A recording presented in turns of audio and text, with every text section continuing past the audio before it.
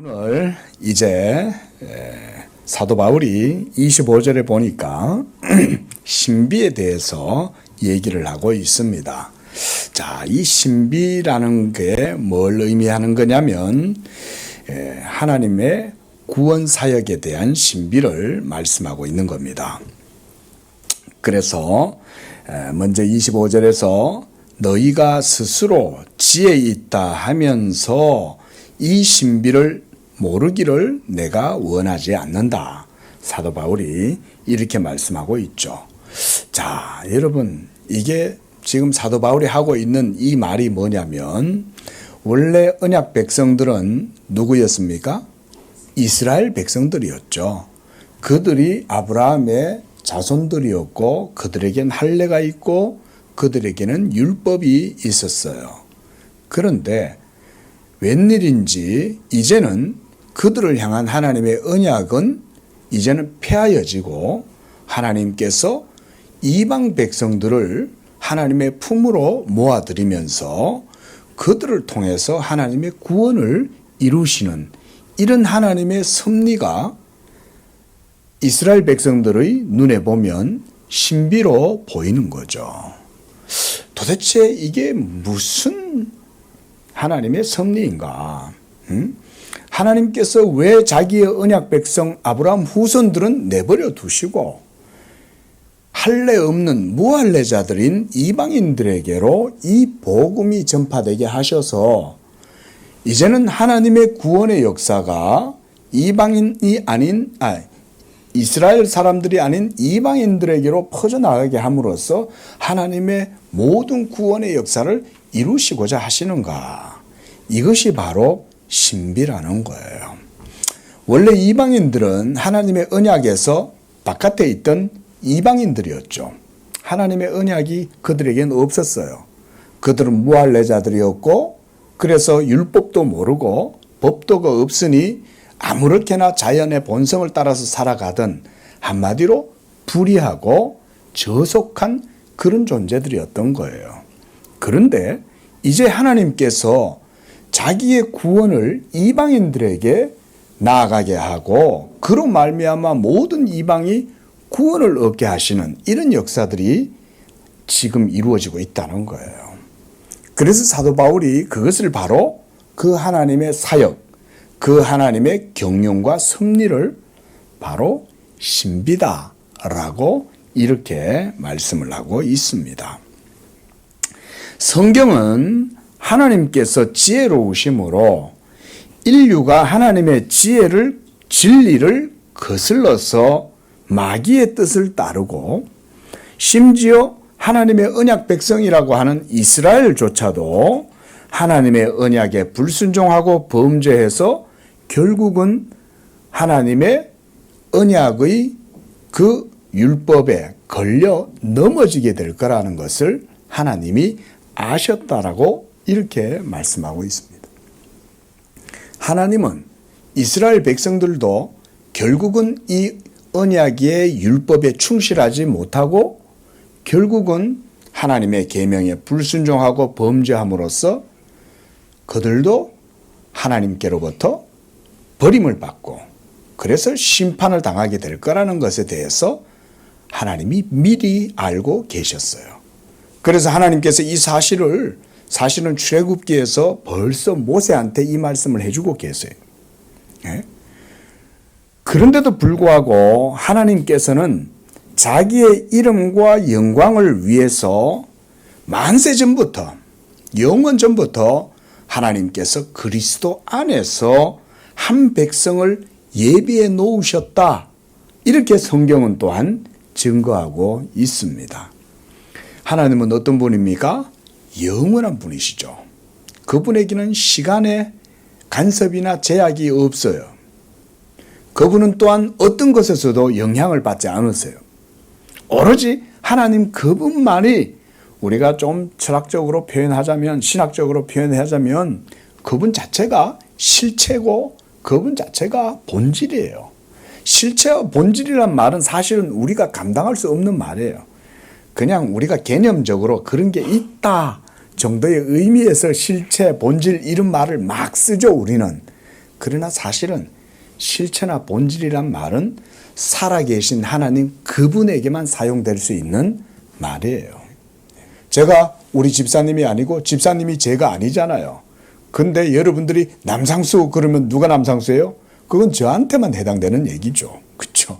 남상수가 뭘 했고 그건 남상수다 이러면 그거는 저에게만 해당되는 말인 거예요. 한마디로 본질, 실체 이런 말은 영원하신 하나님의 존재 그분에게만 해당되는 용어예요. 우리가 뭐 본질이 틀렸다.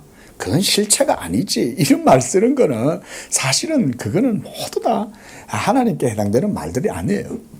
오로지 하나님만이 본질이고 영원하신 분이죠.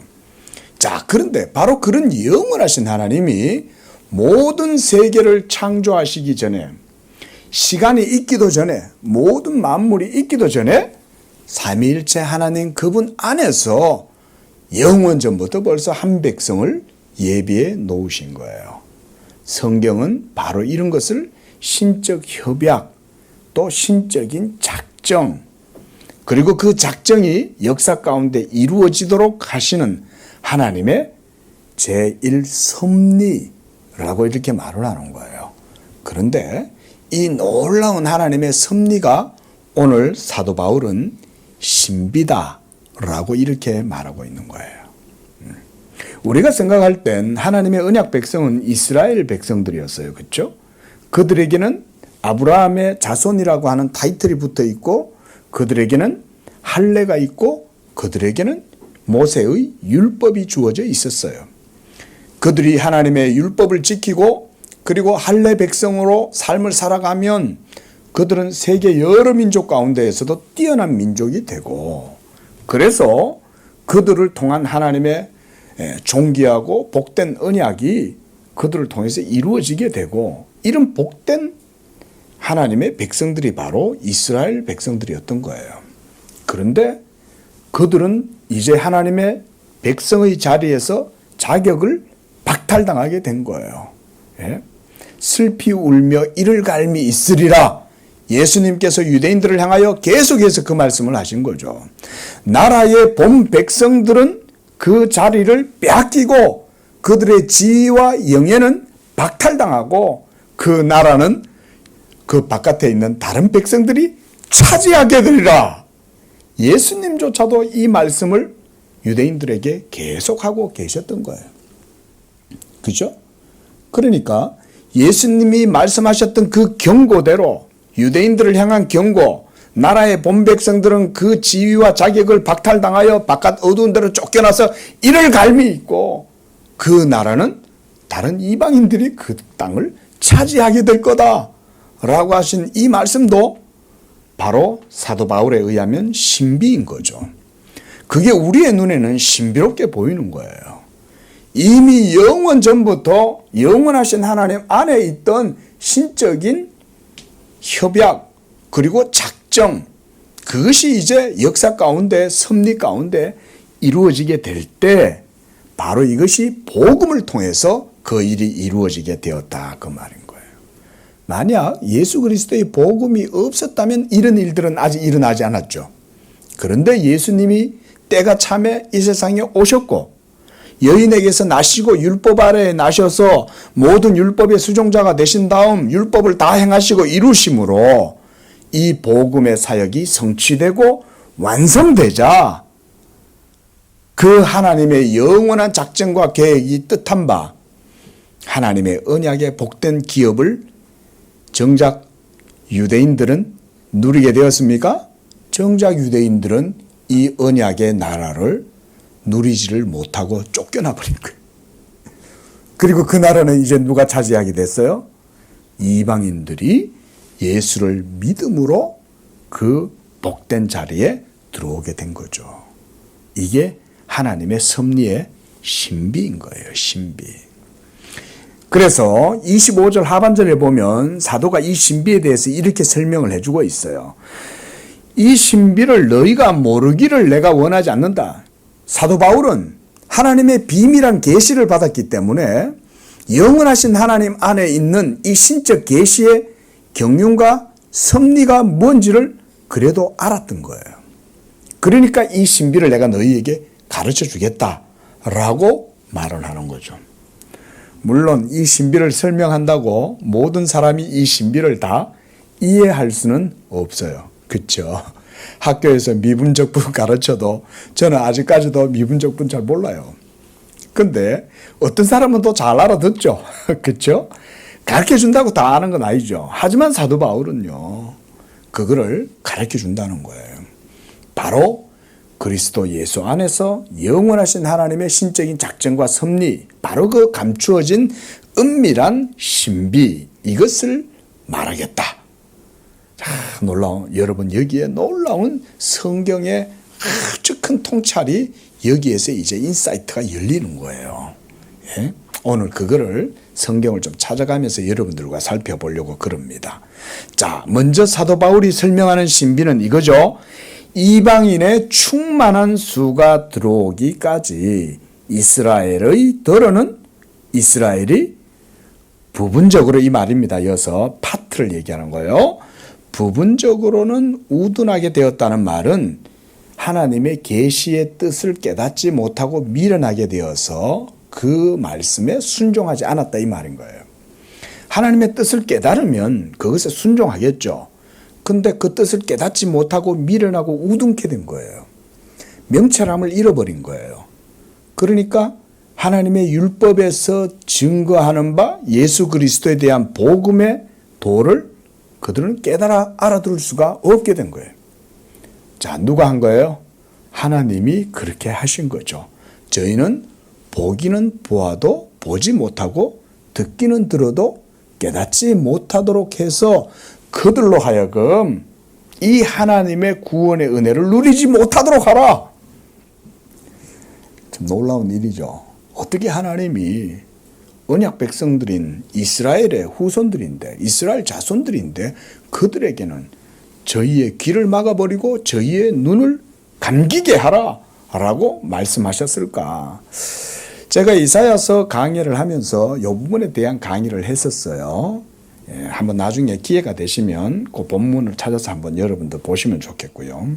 왜 하나님이 그들의 눈을 감기게 했을까요? 왜 하나님이 그들의 귀를 듣지 못하도록 하고 눈을 뜨고 있어도 보지 못하게 하셨을까요? 거기에 놀라운 하나님의 지혜가 있습니다, 여러분. 예수 그리스도가 성육신하셔서 그들 가운데 직접 왔는데도 그 예수를 알아보는 눈이 그들에게 열리지 않은 거예요. 이렇게 보면 하나님이 좀 짓궂은 분처럼 느껴지죠. 여러분, 그게 아니에요. 하나님, 그것은 이사야 선지자의 독특한 한마디로 레토릭이라고도 할 수 있어요. 그 레토릭은요, 그저 미사 여구서를 쓰려고 그렇게 쓰는 게 아니에요. 이유가 있어요. 뭐냐면 하나님을 경외하지 아니하는 악한 마음이 있기 때문에 하나님이 자기의 진리의 보화를 그 완악한 이스라엘 백성들에게는 허락하시지 않는다, 그 말인 거예요. 그게 핵심적인 교훈이에요. 하나님이 그래서 예수 그리스도를 알아볼 수 있는 믿음의 눈을 그들에게는 가져가 버리시는 거예요. 그래서 예수를 봐도 그냥 나사렛 예수네, 그냥 목수 예수네, 그냥 시타르타하고 같은 사람 아니야? 그냥 소크라테스나 성현의 반열에 있는 그 정도의 인물 아니냐? 여러분, 예수를 그 정도로밖에 못 보는 거예요. 눈이 감겨 버리면. 그러나 우리는 예수님을 어떤 분이라고 고백합니까? 예수는 태초부터 계신 하나님의 말씀이요, 하나님과 함께 계셨으며 그가 바로 말씀 하나님이시고 그로 말미암아 모든 세계가 창조되었고 그는 하나님에게서부터 나신 하나님이시요 빛으로부터 나신 빛이시요 그가 바로 진리요 길이요 생명이다. 우리 이렇게 고백하죠. 할렐루야. 이렇게 고백하는 사람들이 복된 사람들인 거예요. 예수를 알아볼 수 있는 사람, 예수를 하나님의 아들이라고 고백할 수 있는 사람, 그 사람들에게는 하나님의 무한한 은총과 자비가 그에게 있는 거예요. 예수님을 알아보지 못한다는 건 눈이 감긴다는 말이고 귀가 닫혀버린다는 말인 거예요. 그러나 예수를 하나님의 아들로 아는 사람은 하나님의 말씀을 들을 줄을 아는 사람인 거예요. 있죠? 아무도 모르는 거야. 이스라엘 백성들한테 선지자가 세례 요한이 와가지고 아무리 얘기하고 지금 내 뒤에 오시는 이는 나보다 큰 자요. 응? 나는 그의 신발끈도 풀고 맬 수 없는 그분은 위대한 하나님의 말씀이요. 영원한 하나님의 아들이다. 이렇게 얘기를 하고 증거해도 그 예수를 못 믿잖아요. 자, 여러분, 우리가 이 로마서를 통해서 복음을 배우고 있는데 복음이 얼마나 귀하냐면 아무나 예수를 믿을 수 없다고 지금 얘기하고 있는 거예요. 그렇죠? 만인에게 복음은 열려 있어요. 근데 아무도 하나님의 택하심이 없이는 그 복음을 듣고도 예수가 하나님의 아들이라는 고백을 가질 수가 없다는 거예요. 이런 것이 하나님의 신비이죠. 지금 이스라엘은 하나님의 자손들이잖아요. 그렇죠? 하나님의 자녀들이잖아요. 그런데 그들은 도리어 완악하게 되어서 하나님께 진노를 당하여 버림이 되고 도리어 그 자리는 이방인들의 충만한 수가 채워질 때까지 그들이 더러는 우둔하게 하나님이 내버려 둬버리는 거예요. 왜 그들이 우둔하게 되었냐? 말씀드린 것처럼 하나님을 경외하지 아니하는 악한 마음 때문에 하나님이 그들의 악한 본성대로 내버려 두시는 거예요. 대신에 하나님이 자기의 이름과 영광을 위하여 한 백성을 예비해 두었다. 제가 그 말씀 드렸죠. 바로 그들이 누굴까요? 그들이 바로 하나님의 미리 아시는 모든 백성들. 여기 계시는 예수 믿는 여러분 모두가 하나님이 창세전부터 미리 아시던 백성인 줄로 믿습니다. 예, 우리 모두는 다 하나님의 은총과 자비 가운데 영원전에 그리스도의 것으로 선택받은 백성들이에요. 그런데 지금 하나님은 뭘 하고 계실까요? 세상 모든 민족이 구원을 얻기까지 쉬지 않으시는 하나님. 하나님은 지금도 쉬지 아니하고 이 영원한 신적인 협약과 작전과 경륜 가운데에서 뜻하신 바를 지금도 이루고 계시는 것입니다. 그 하나님의 놀라운 빛의 역사가 이루어지게 되면서 그 바람에 먼지 하나가 싹 일어나가지고 그 바람에 실려가지고 딸려가고 있는 게 여기 서 있는 남상수 목사님. 먼지 하나. 예? 그 바람에 하나님의 구원의 빛이 확 지나가는데 그 바람에 일어나서 막 휩쓸려가고 있는 낙엽 하나 우리 집사님. 예? 하나님의 구속의 역사가 확 지나가니까 그 바람이 확 일어나는데 꽃 하나가 벚꽃 잎이 하나 확 날려가는데 우리 권사님. 예? 저는 먼지. 여러분은 가을 낙엽 또 예쁜 예? 예? 그런 모습들이죠. 우리는. 할렐루야. 우리는 다 그런 존재들인 거예요. 지금 하나님은 엄청난 능력으로 그 일을 지금 하고 계시는 거예요. 이게 우리 눈에 안 보이고 우리 귀에 안 들리니까 우리는 없는 줄로 알아. 뭐 그게 정확한지 모르겠는데 지구가 도는 게 여러분 소리가 들립니까? 안 들리잖아요. 그렇죠? 근데 저는 뭐 잘은 모르겠는데 그런 얘기들도 하더라고요. 이걸 만약 우리가 들을 수 있다면 우리가 들을 수 없을 정도로 크대요. 그렇잖아요. 지금 제가 오늘 소리가 나가지고 설교 초두에 위에서 공사하는 소리 때문에 이게 신경이 쓰여가지고 설교가 약간 좀 이렇게 방해를 받을 정도였는데 여러분들한테 잘 안 들리는 소리잖아요. 지구가 돌아가는 소리가 얼마나 크겠어요, 그게. 근데도 이 진공의 우주 속에 이게 지구가 붕 떠갖고 있으니까 소리가 안 들리는 거지. 응? 놀랍지 않습니까? 이 거대한 지구가 움직이는데 기차가 하나 저 1km 밖에서 달려도 소리가 들릴 판인데 안 들리잖아요. 근데 전능하신 하나님이 우주의 역사 속에 시공간 안에 자기의 구원의 역사를 이루기 위하여 그렇게 운동하고 활동하고 계실 때 그게 얼마나 대단한 능력이겠어요. 할렐루야. 이런 능력이 여러분 가운데 역사하고 있는 거예요. 하나님의 성령의 바람이 벚꽃과 같은 권사님의 꽃잎을 싹 날려가지고 하나님의 구원의 빛 가운데로 싹 이끌고 들어가고 계시는 거죠. 네? 얼마나 여러분 하나님이 그렇게 섭리하시냐. 신비죠. 근데 충만한 수가 돌아올 때까지 하나님이 일을 하시는 거예요.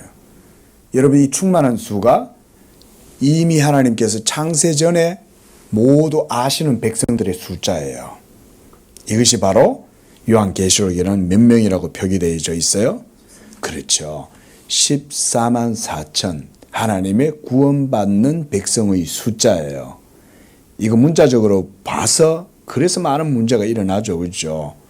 그 지금 가장 큰 문제가 그랬대잖아요. 저기 이만희 서클에서 처음에는 안양에서 시작할 때 14만 4천이라고 그랬다가 지금 14만 명이 넘어버리니까 이 큰일 난 거예요. 이제 커트라인이 이제 14만 명에서 끊겨버리니까 거짓말쟁이들이 응?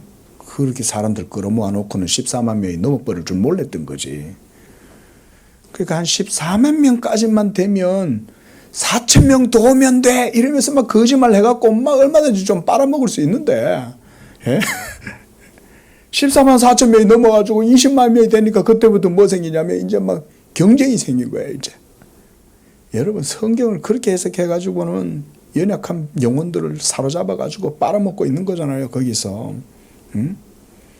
나중에 지옥을 하나님의 진노와 저주를 당하고 있는 거예요. 그게.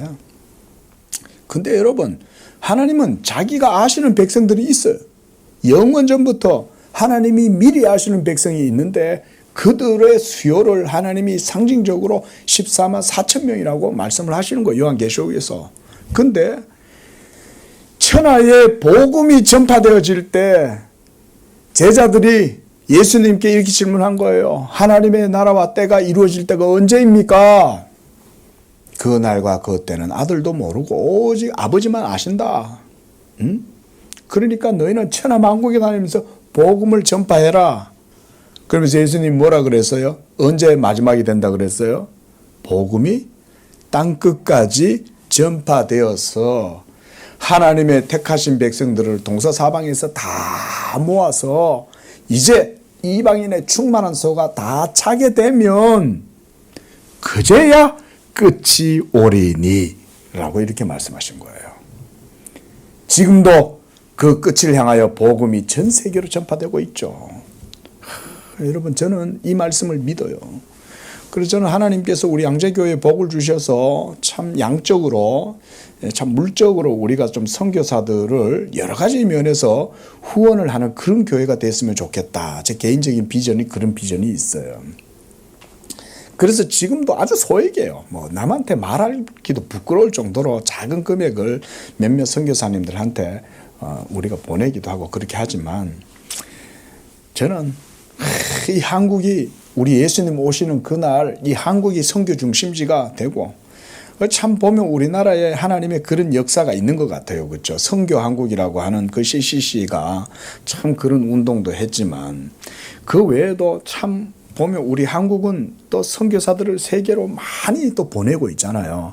이런 걸 보면 이 한반도에 복음이 전해지게 되고 1902년, 1907년 평양 대부흥 운동이 일어나고 막 섬 12가지 섬까지 전부 다 복음이 전해지고 교회가 세워지고 이런 역사는 여러분이 정말 여러분 기독교 2000년 역사에서 유래를 찾아보기 어려운 복음의 역사입니다. 여러분.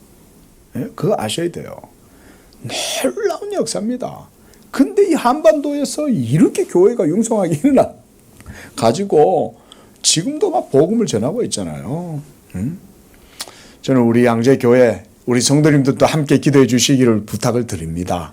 그래서 이 교회가 하나님의 복음의 영광이 진리가 굳건하게 세워져서 이 신비를 우리 양재교회도 감당할 수 있는 그런 교회.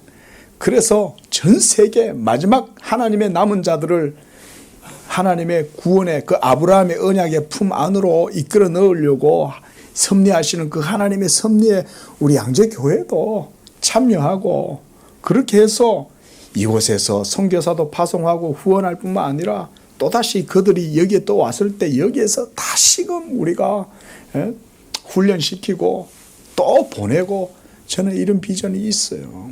그래서 세계 오늘날 또 교통이 또 얼마나 빨라졌어요. 그죠? 다니엘 선지자의 예언대로 지식이 막 얼마나 빨리 왕래하고 있잖아요. 그 예언이 그대로 된 거 아니에요? 일일생활권이 되고, 여러분 이제는 고속열차도요 이제 하이퍼루프로 바뀌어요. 지금은 막 우리가 KTX 이러면은 저 부산까지 막 3시간이면 간다 이래도요 1시간 반이면 갑니까? 부산까지 2시간이면 갑니까? 예? 3시간? 예. 근데 이제는 더 이게 이제 기술이, 고속열차 기술이 빨라져 갖고, 여러분 이제는 막 부산까지 이제 한 20여 년 정도 되면 부산까지 이제 1시간 뭐 이 정도 간대요.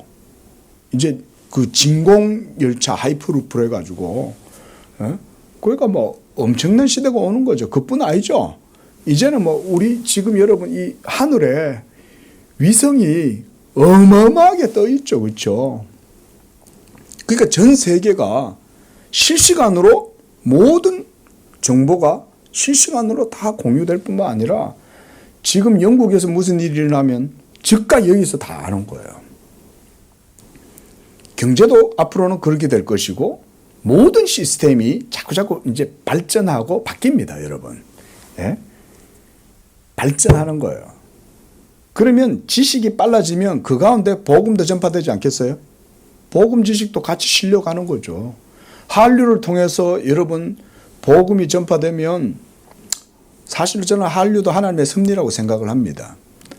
예? 한류 그 자체가 복음은 아니에요. 근데 로마 그 자체가 복음은 아니었잖아요. 그렇죠? 근데 팍스 로마나가 되면서 로마의 지배 아래 있는 모든 나라로 복음이 전파될 수 있는 이런 기반이 만들어졌잖아요. 그게 하나님의 섭리잖아요.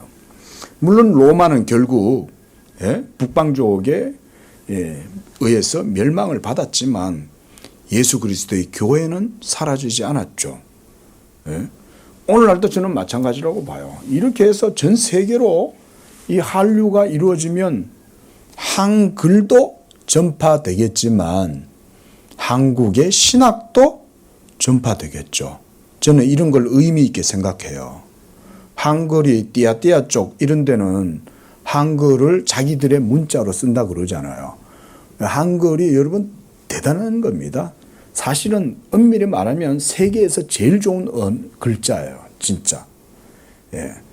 우리가 저 영어나 라틴어나 이런 계열의 이 문자들은요, 참 어렵고 사용하기가 힘들고 그래요. 여기 갖다 붙이면 이렇게 읽히고 저기 갖다 붙이면 저렇게 읽히지만 한글은 그리기가 어려워요. 그게 한글이거든요. 근데 이곳에 하나님이 개혁신학에 이런 새로운 물결이 일어나기 시작하고, 그래서 우리 양재교회처럼 하나님의 말씀에 대한 신앙과 신학이 바르게 세워지는 교회가 많이 세워지면, 여러분 이것을 통해 가지고 이 하나님 나라의 복음 전파에 또 새로운 또 일들이 이루어질 수 있는 거예요. 저는 이렇게 생각을 해요, 개인적으로는. 그러기 위해서 우리 양재교회가 이걸 위해서 기도하고 이런 비전을 품고, 여기서 선교사가 나오고 우리가 또 후원할 뿐만 아니라 후원하기만 하는 게 아니라 또 거기 가가지고 우리도 하고, 또 선교사가 여기 들어와서 다시금 또 리마인드 다시 또 해가지고 또 다시 가고, 이렇게 여러 가지 면에서 우리가 그런 일들을 준비하고 생각을 하고 이렇게 되지 않냐. 예. 뭐 때문입니까? 이방인의 하나님의 택한 백성들을, 전 세계에 있는 백성들을 하나님이 지금 불러 모으고 계시는 거죠. 이 일이 다 이루어지면 26절에 그리하여 온 이스라엘이 구원을 받으리라 그랬어요. 여기에서 온 이스라엘을 여러분 혼돈하시면 안 됩니다. 아브라함의 혈통의 자손들 유대인들을 얘기하는 거 아닙니다, 여러분. 그들도 포함되어 있어요. 그들도 포함되어져 있는 그 이외의 이방인들까지 다 포함한 14만 4천 이렇게 생각하시면 돼요. 그들이 바로 온 이스라엘이에요. 온 이스라엘. 우리 모두가 다 하나님의 이스라엘이에요. 우리 말씀을 찾아보겠습니다. 뒤에 있는 갈라디아서 6장 16절. 자, 15절부터 한번 같이 읽어봅시다. 15절, 16절. 시작. 할례나 무할례가 아무것도 아니로되 오직 새로 지으심을 받은 것만이 중요하니라. 무릇 이 규례를 행하는 자에게와 하나님의 이스라엘에게 평강과 긍휼이 있을지어다. 그랬어요. 하나님의 이스라엘, 이거 누굴까요? 여기에는 할례도 무할례도 소용이 없어요. 그 얘기는 여기에는 누가 포함되어 있다는 거예요? 할례자들도 포함되어서 있을 뿐만 아니라 무할례자들도 다 있다 이 말인 거예요. 그러니까 더 이상은 할례도 무할례도 필요 없는 이 규례, 할례를 받아도 소용없고 할례를 안 받아도 소용없어. 필요 없어. 할례를 받았다고 필요 있는 것도 아니고 할례를 안 받았다고 해서 필요 없는 것도 아니요. 바로 그 규례가 무슨 규례일까요? 예수 믿고 성령으로 거듭나는 그 규례를 얘기하는 거예요. 믿음의 규범. 여기에는 아무런 차이가 없고 그들 모두가 다 하나님의 이스라엘이다. 우리 모두는 다 야곱 족속인 줄로 믿습니다. 우리가 참 야곱 이스라엘 사람들인 거예요. 예수 믿는 사람들이. 자, 우리가 이런 지금 사도 바울의 성경적 관점을 이해해야 이 신비로운 하나님의 신적 섭리와 경륜에 대해서 이해를 할 수 있어요. 이게 그래서 쉽지가 않은 거예요. 제가 앞서 말씀드렸듯이 이 신비는 설명해 주면 아는 사람이 있지만 설명해 줘도 모르는 사람이 있어. 하지만 이게 이미 이제 성경에서 모두 다 공개가 된 사실이에요. 이건 더 이상 시크릿 그런 비밀이 아니에요. 성경 안에 이미 다 공개되어 있는데 이걸 들어도 여전히 모르는 사람들한테는 이게 비밀처럼 들리는 거예요. 자, 한번 성경을 찾아보겠습니다. 오늘 이 말씀들을 좀 살펴보면서 말씀을 마치려고 그래요. 자, 먼저는 우리가 창세기로 먼저 넘어가 보겠습니다. 창세기 12장. 자, 이 비밀의 근원이 시작이 발원점이 어디냐? 자, 12장 2절 함께 읽습니다. 시작. 내가 너로 큰 민족을 이루고 내게 복을 주어 내 이름을 창대하게 하리니 너는 복이 될지라. 3절도 너를 축복하는 자에게는 내가 복을 내리고 너를 저주하는 자에게는 내가 저주하리니 땅의 모든 족속이 너로 말미암아 복을 얻을 것이라 그랬어요. 아브라함 언약의 바운더리가 어디까지 영향 미쳐요? 모든 땅의 족속들에게 다 전파된다 이건 거예요. 이게 하나님이 아브라함에게 복음을 전했다라고 갈라디아서에서 사도 바울이 그렇게 말하는 거예요. 우리가 그대로 다시 한번 방금 그 말씀 찾아볼게요. 이번엔 갈라디아서로 넘어가 봅니다. 3장 8절 9절 7절부터 읽어봅시다. 7절. 자, 갈라디아서 3장 7절부터 9절까지만 시작. 그런즉 믿음으로 말미암은 자들은 아브라함의 자손인 줄 알지어다. 또 하나님이 이방을 믿음으로 말미암아 의로 정하실 것을 성경이 미리 알고 먼저 아브라함에게 복음을 전하되 뭐라고 그랬어요? 모든 이방인이 너로 말미암아 복을 받으리라 하였느니라. 그러므로 믿음으로 말미암은 자는 믿음이 있는 아브라함과 함께 복을 받느니라. 이 복, 이게 무슨 복입니까? 이 아브라함과 함께 받는 이 복이 바로 예수 믿음의 복이죠. 그거 얘기하는 거예요. 자, 다시 창세기로 와서 이번에 15장 또 가봅시다. 창세기 15장. 여기서도 하나님께서 다시 아브라함에게 이 복음을 얘기해주고 계시는 거예요. 5절 시작. 그를 이끌고 밖으로 나가 이르시되 하늘을 우러러 무뼈를 셀 수 있나 보라. 또 그에게 이르시되 네 자손이 이와 같으리라. 이렇게 말씀하신 거예요. 또 그 다음 17장 4절 그리고 6절 이렇게 했습니다. 시작.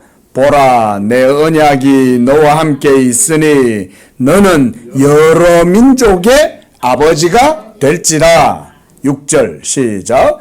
내가 너로 심히 번성하게 하리니 내가 내게서 민족들이 나게 하며 왕들이 내게로부터 나오리라.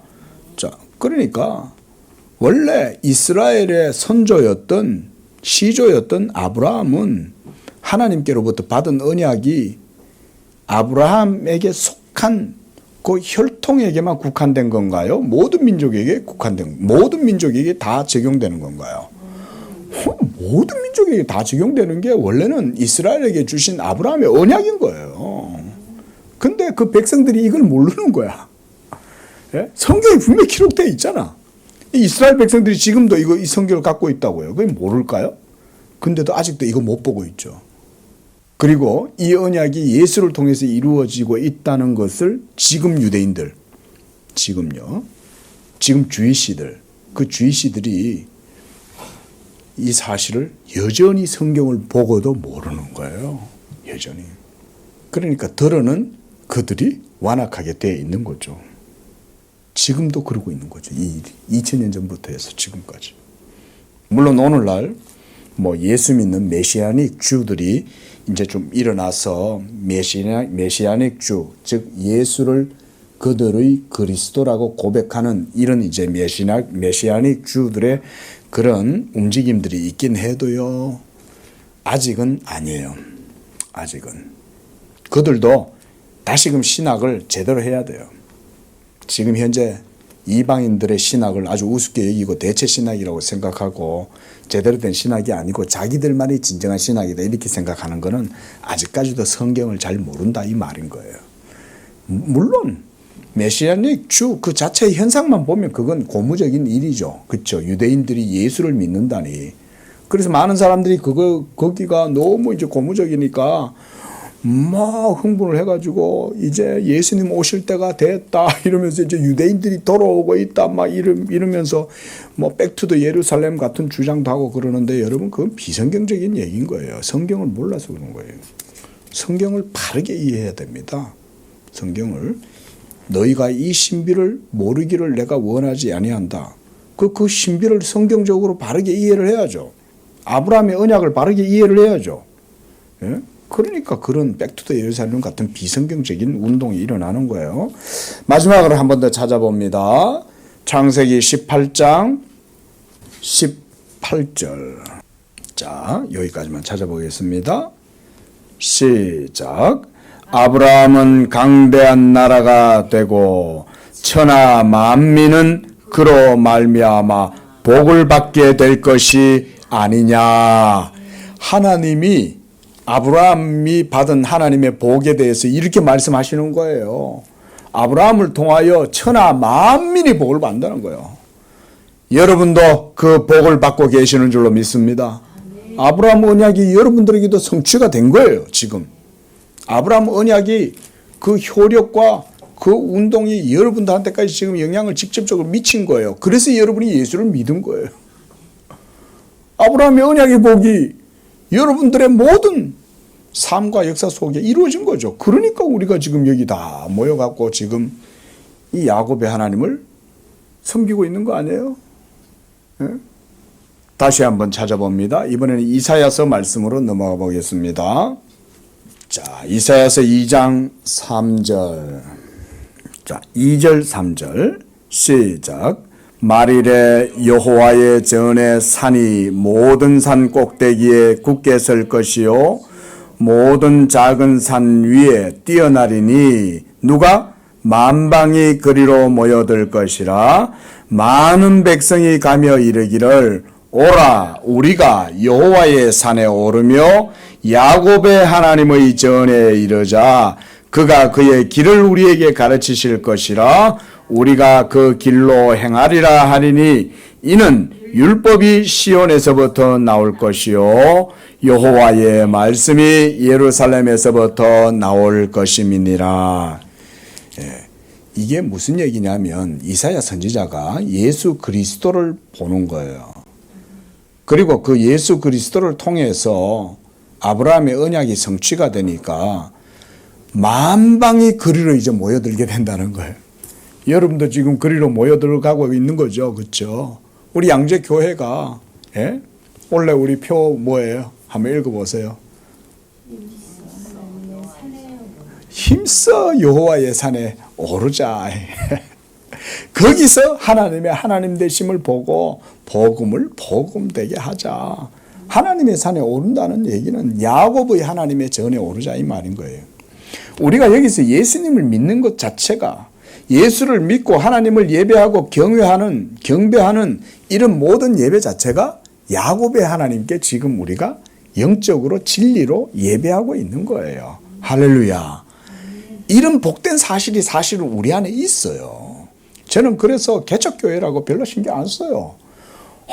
우리가 이 하나님의 진리의 역사 가운데 빛의 굉음이 확 일어나면 우리 성도들이 일어나가지고 이곳에 모여서 야곱의 하나님을 찾고 야곱의 하나님에 대해서 듣고 있는 거 아니에요, 지금? 이 얼마나 경이로운 일이에요, 그죠?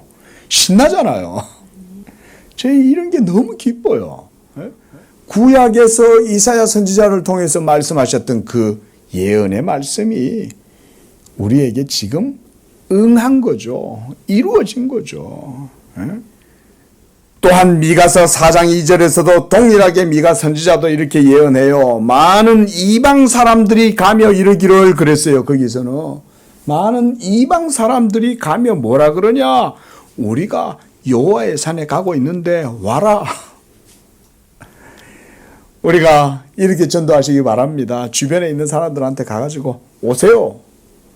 야곱의 하나님이 진짜 하나님이에요. 야곱의 하나님의 산에 갑시다. 양재교회 갑시다. 양재교회 가면 하나님의 시온산이 있어요. 이렇게 얘기하는 거죠. 하나님의 전에 이러자. 또한 이사야서 10장 21절에 보면 남은 자 곧 야곱의 남은 자가 능하신 하나님께로 돌아올 것이라 그랬어요. 야곱의 남은 자들은 누구를 얘기하는 걸까요? 이방 백성들 가운데 하나님의 택한 백성들이 있다 그 말인 거예요. 그래서 사도행전 말씀을 보면요. 사도행전에서 하나님께서 사도 바울에게 이렇게 말씀해요. 내가 너와 함께 있음에 어떤 사람도 너를 대적하여 해롭게 할 자가 없을 것이니 이는 이 성중에 내 백성이 많음이라. 모든 백성이 다 하나님 백성이 아니라는 거예요. 그 성중에 나의 택하고 미리 아는 백성들이 많다라고 말씀하고 있는 거예요. 하나님은 지금도 자기의 택한 백성들을 모든 세계 가운데에서 불러 모으고 계십니다. 또한 아모스 선지자를 통해서 하나님은 또 이렇게 말씀합니다.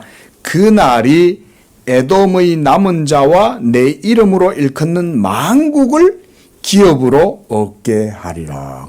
만국이라 그랬어요. 천하만국. 세상 모든 민족이 구원을 얻기까지.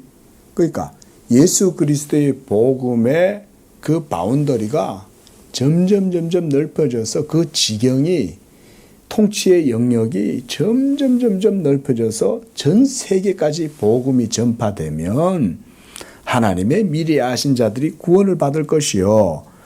그들 모두 충만한 수가 돌아오게 되면 그제서야 유대인들에 대한 회심이 이루어지게 된다. 그 말인 거예요.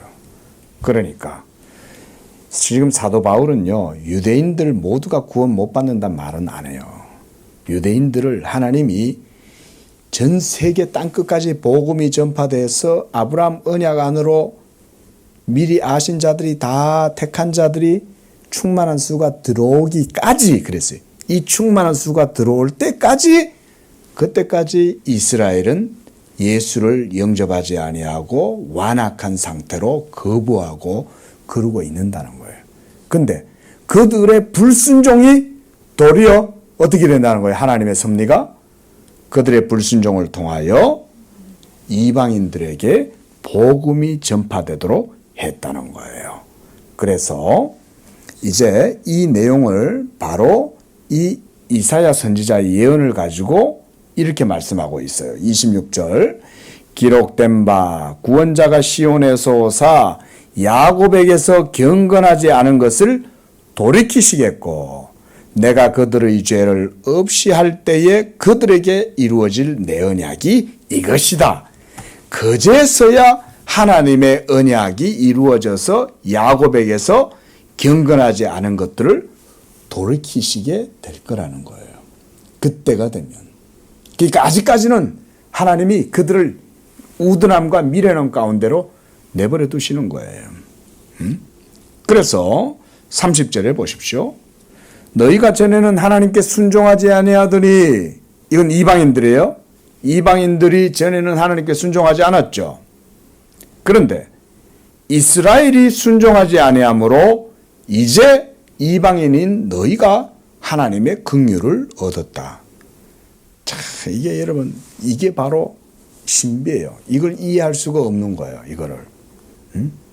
근데 하나님이 어떤 방식으로 쓰냐면 사도 바울이 이렇게 얘기하는 거예요. 하나님이 유대인들이 그들의 언약의 주를 배반하고 불순종하니까 어떻게 해버려요? 자기 언약 백성들에게 주어진 그 법과 또 그들에게 주어진 종기와 영예를 박탈해버리는 거죠. 그러니까 갑자기 유대인들은 황당하겠죠. 뭐야? 우리가 언약 백성인데? 우리가 할례의 백성이고 우리는 모세의 제자야. 우리에게는 모세의 율법이 있어. 토라가 있어. 이렇게 자랑하다가 나중에 알고 보니까 자기들이 자랑하는 건 모두가 다 껍데기에 불과했던 거예요. 그게 껍데기라는 걸 어떻게 깨닫게 될까요? 본질이 드러나면 자기들이 갖고 있는 모든 자랑이 껍데기였다는 걸 알게 되는 거죠. 이해되세요, 여러분? 뭐가 본질이고 뭐가 중심이고 뭐가 생명이에요. 그렇죠. 예수 믿음이 사실은 언약의 본질이고 그게 핵심이고 그게 노린자고 율법을 갖고 있고 할례를 자랑하고 모세의 토라를 가지고 있다고 자랑하고 전통을 자랑하고 아브라함의 혈통으로서의 자손이라는 걸 자랑하는 이 모든 것들은 다 껍데기더라 이거인 거예요. 그건 별로 자랑할 만한 것도 못 되고 자기들은 하나님의 본심도 모르고 그저 외적인 것들만 자랑하면서 그러고 하나님 섬겼는데 그것 때문에 하나님이 화가 나가지고 그들한테 모든 본질을 빼앗아가 버린 거예요. 빼앗아가고 도리어 그 본질을 누구한테 줘버렸다는 거예요. 그들이 그토록 경멸하고 무시했던 이방인들에게 하나님이 이 본질을 그들에게 줘버리는 거예요. 그러니까 황당하겠죠. 그거 내 건데? 그게 어떻게 해서 네 거야? 너는 율법 좋아한다며? 너는 할례 좋아한다며? 너는 전통 좋아한다며? 너는 그거나 가져 그러면 나는 내 영광을 위해서 나는 이거를 빼앗아 갖고 내 영광을 찬양할 수 있는 자들에게 줄 거야. 저 사람들은 그걸 자랑하지 못해. 그들에겐 율법도 없어. 그들에게는 할례도 없어. 그들에겐 전통도 없어. 그들은 아브라함의 후손도 아니야. 그들은 아브라함의 혈통의 자손들이 아니야. 그런데 내가 내 무궁한 자비를 베풀어서 저들에게 값없이 내 귀한 생명을 저들에게 줄 거야. 그러면 어떻게 하겠어요? 이방인들은 그걸 받고 어떻게 하겠어요? 이게 웬 떡이야? 이럴 거 아니에요. 그렇죠? 감사하겠죠? 왜냐하면 그들은 그걸 받을 자격이 없잖아요. 우리는 이방인들이요. 언약에는 바깥에 있었던 사람들이고 그저 버림받은 백성들처럼 그저 이 한 세월 그렇죠. 생로병사 속에서 그냥 살다가 그저 어디서 와서 어디로 가는지도 모르고 그리고 그냥 고통 속에서 그냥 인생의 고통 속에 그리고 그냥 살다가 죽잖아요. 그런데 그들에게 어느 날 하나님이 복음의 빛을 비춰주신 거예요. 이 한반도에. 한반도가 그걸 좀 알았으면 좋겠어요. 얼마나 우리 한반도가 복음 받을 때 여러분 처참했는지 아시죠? 우리나라의 역사를 개항기 때 그쵸? 서구 열강들이 여기 와가지고 우리나라 주권을 다 짓밟고 우리나라가 뭐 주권이 어디 있었어요? 나라라는 명분만 있었지. 전 세계 돌아다니면서 만국회의 참여해가지고 우리나라 도와주시오 이러면서 가서 빌고 도움 요청하고 이랬던 거잖아요. 스스로 나라를 설 줄도 모르고 그래갖고.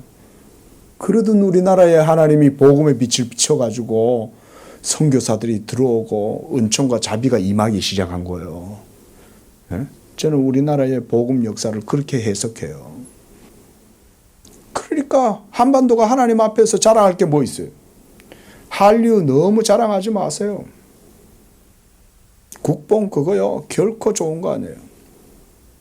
하나님의 은총이 이와 같은 섭리 가운데 하나님의 신비로운 섭리와 경륜 가운데서 이 한반도의 복음이 전해진 거예요. 그러니까 자랑할 게 없죠. 우리는 당군의 자손이지 아브라함의 자손들이 아니었잖아요. 근데 우리가 이제 예수를 믿고 야곱의 하나님의 전에 올라가게 되고 이곳에서 하나님을 경외하면서 이제는 우리가 성령으로 거듭나서 하나님의 이스라엘이라고 참 이스라엘이라고 하나님이 우리를 불러주시는 거 아니에요? 그러니까 유대인들이 그걸 보면 어떻게 되겠어요? 질투나는 거죠. 아, 저거 원래 우리 거였는데 왜 우리는 그 본질은 노른자는 쟤네들이 가져가고 우리는 왜 껍데기만 갖고 있는 거야? 이걸 어느 날 깨닫게 되겠죠. 그때가 되면 그들이 하나님께 돌아오는 거예요. 그걸 깨달을 때가 되면 하나님이 그때까지는 그들로 하여금 완악한 가운데 내버려 두시는 거예요. 그리고 전 세계의 복음이 전파되어서 그제야 모든 민족에게 복음이 전파되면 그제야 그날이 오리니 그러는 거예요. 그때가 되면 유대인들에게도 하나님이 얼마들은 돌아오게 하시는 거예요. 모두 안 돌아와요, 여러분. 그거 아셔야 돼요. 유대인 모두가 돌아오는 게 아닙니다. 오직 남은 자만 돌아오게 돼 있어요. 그리고 하나님의 미리 아신 자들이 구원받고 그들이 바로 모두 몇 명? 요한계시록에서 14만 4천 명 상징수예요, 여러분. 문자적인 14만 4천 아니에요. 아니, 여러분, 하나님이 뭐라고 그러세요? 그리고 성경을 문자적으로 보면 벌써 앞뒤가 안 맞잖아. 아브라함에게 하나님 뭐라 그랬어요? 하늘의 별을 봐라. 뭐라 그랬어요? 그거를 세울 수 있어요? 없어요? 언카운터블이에요. 세울 수가 없어요, 그거는. 14만 4천은 셀 수 있어요? 없어요? 14만 4천 하루에 앉아가지고 세면 셀 수 있지. 근데 하나님의 구원받은 아브라함의 백성들은 셀 수가 없어요. 벌써 문자적으로 보면 벌써 부딪히잖아요, 성경이. 아니잖아요, 그게. 14만 4천 명은 상징적인 표현이에요. 그들 모두가 다 하나님의 택한 백성들에 대한 숫자를 얘기하는 거예요, 그게. 자, 오늘은 말씀을 여기서 마무리를 하면서요. 여러분, 이게 바로 하나님의 구원의 경륜과 섭리의 은밀한 신비예요. 이거를 하나님께서 이제는 예수 그리스도의 복음을 통해서 드러내신 거예요. 이 복음의 사역이 이루어지기 전까지는 이 섭리가 안 나타났어요. 근데 구약 성경의 모든 선지자들이 예언했던 것이 바로 이거였던 거예요. 그날에 이방이 많은 사람이 이르기를 오라, 우리가 야곱의 하나님의 전에 올라가서 하나님을 예배하고 섬기자. 이 일이 이루어지게 될 것을 이사야도 얘기하고 아모스도 얘기하고 미가 선지자도 노래하고 모든 선지자들이 그것을 예언했던 거예요. 이제 그 예언했던 선지자의 예언이 지금 이루어지게 되었고 지금 사도 바울이 이 복음을 전하면서 유대인들에게 그것을 신비라고 설명하고 있는 거예요. 유대인들이 왜 강팍하게 되었습니까?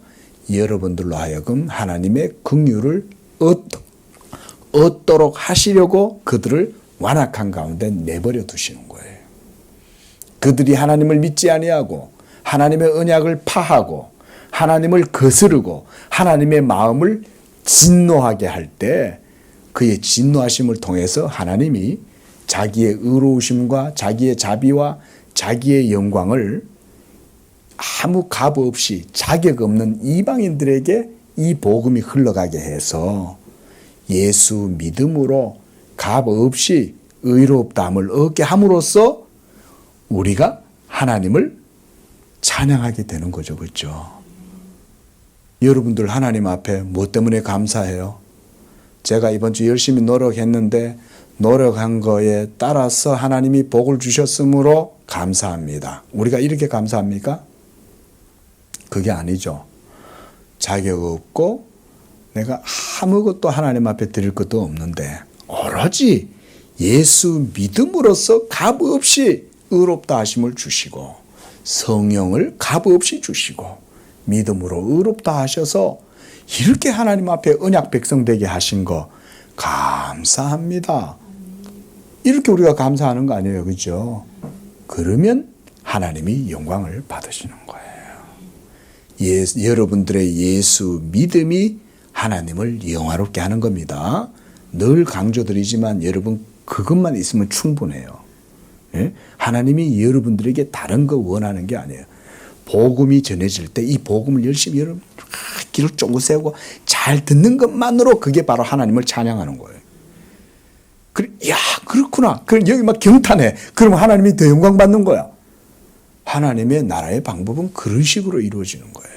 영적으로 하나님이 이런 방식으로 여러분들을 통해서 영광 받으시면서 유대인들은 다 이렇게 하나님 보는 거죠. 이렇게 하나님이 영광을 딱 받으시면서 유대인들이 이렇게 쳐다보는 거죠. 봤지? 이렇게 하시는 거죠. 그죠? 유대인들한테 하나님이 봤지 이놈들아? 내가 너희들한테 얼마나 많은 은총과 자비를 베풀어 줬냐. 광야에서 메추라기와 만나를 내려주고 반석에서 물이 나게 하고 모든 이방 백성들이 너희들을 공격할 때 내가 하늘에 해까지 멈춰가면서 너희들 도와줬잖아. 근데 너희들이 나한테 그렇게 반역하고 불순종해. 그래서 끝까지 내 말 안 들었지? 내가 그래서 이제 내 구원과 자비를 이방인들에게 주는 거야. 봤지? 나는 할 수 있어. 하나님이 이렇게 말씀하시는 거예요. 나는 여호와라. 나는 내 영광을 다른 자에게 빼앗기지 아니하리라.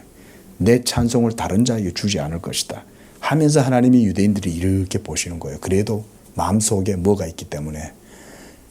그렇죠. 마음속에 하나님이 그 언약을 향한 자비가 있기 때문에 그래도 이렇게 내다보는 거예요. 보고 있냐? 이러고 계시는 거죠. 하나님이.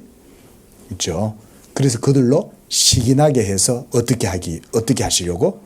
다시금 하나님 우리한테도 이제 다시 주세요. 이렇게 할 거 아니에요. 우린 몰랐어요. 예수가 하나님의 언약의 본질이고 실체인 줄 몰랐어요. 예수 믿음이 생명인 줄 몰랐어요. 하나님 우리 회개합니다. 이제 돌아갈게요. 우리에게도 그 긍휼과 자비를 베풀어 주세요. 이러면서 다시금 돌이키는 거죠. 그렇죠?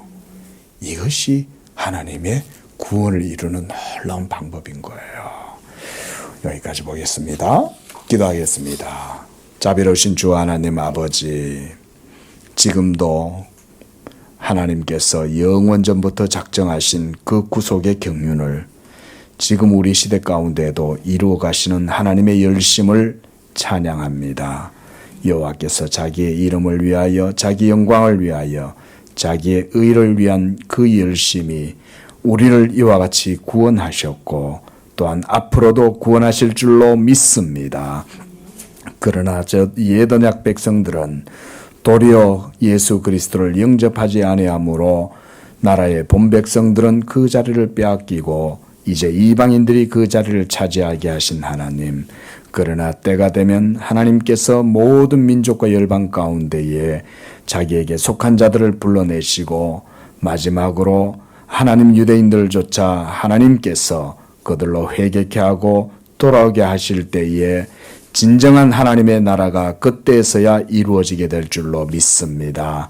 그 날이 될 때까지 우리 이방인들도 하나님 앞에 겸손할 수 있도록 도와주시고, 이 예수 믿음을 우리에게 허락하신 것은 오로지 하나님이 자기의 이름과 영광을 위함이라는 것을 우리도 알고, 예수 믿음에 감사하게 하시고 이 믿음을 소유한 것을 늘 하나님 앞에 고백하면서 교만하지 아니하고 늘 주의 뜻을 따라 우리를 드리고 하나님께 헌신할 수 있는 그런 순종의 백성들 되도록 은혜 내려 주시옵소서. 우리 마음 안에 이 복음의 신비를 마음에 품고 오직 하나님께만 영광을 돌리는 그런 우리 모든 복음의 신앙인들 되게 하여 주옵소서. 예수님의 이름으로 기도합니다. 아멘.